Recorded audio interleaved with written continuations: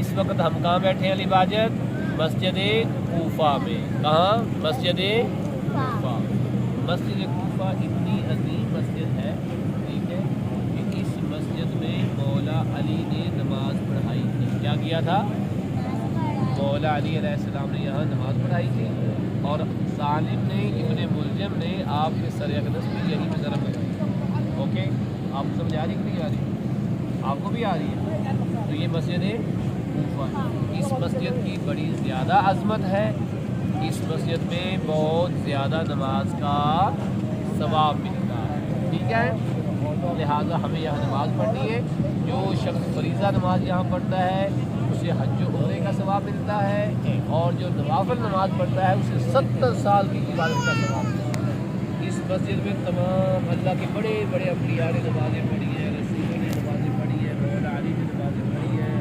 اس مسجد کے اندر جو ہے حضرت نوح علیہ السلام کا گھر تھا. حضرت نوح علیہ السلام نے یہاں کشتی بنائی، اور سارے لوگ اس کشتی کے اندر سوار جو ہوئے تھے وہ اسی کوفہ سے ہوئے تھے، ٹھیک ہے. لہٰذا اللہ نے ہمیں آج موقع دیا ہے تو ہم بھی اس مسجد میں اللہ کی عبادت کریں گے. جو بڑی مساجد ہے نا، بڑی 5 بڑی مسجدیں ہیں.